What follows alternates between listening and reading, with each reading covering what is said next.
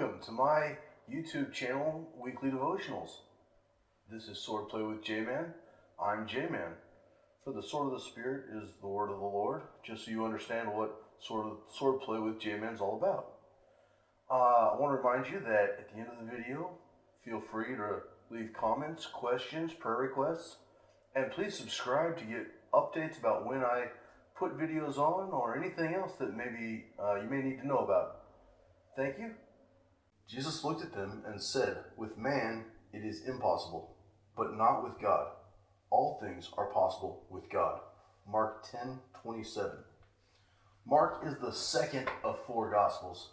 We're not quite sure who Mark was, but we have an idea that Mark might be John Mark, who Paul fought with during the book of Acts. We know this because this John Mark went with Peter, and Peter seems to have been the one to give the recordings that Mark wrote about his book in Mark. Whether or not this is that John Mark or another Mark that we don't know, it doesn't really matter. What does matter is that when we look at what this verse says, with man it is impossible, but with God all things are possible. Well, what is impossible for man? We know that man can run 26.2 miles, a marathon. We've seen people throw 100 miles plus per hour with a baseball. You've seen a 100-yard dash in under 5 seconds. Man can do some pretty incredible things. But some of the incredible things that man does still fails. Man tried to build a tower to God. That failed. Man tried to build the unsinkable boat. It sunk.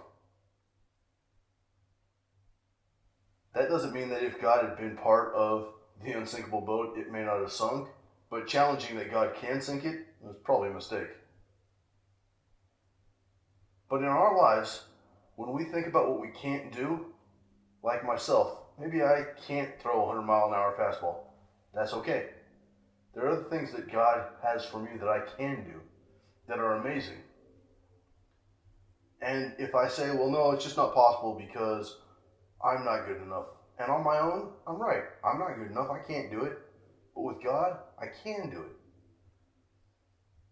I can't take the sin out of my life on my own. But with God, He's already paid the price to get rid of the sin. For me, I've got nothing to do it, and nothing creates nothing. But God has the solution. He's created the solution. The solution is Jesus. Jesus died and rose again so that sin could be defeated. Thank you for joining me on this adventure. Please remember to subscribe, to like, post comments and questions, prayer requests. God bless.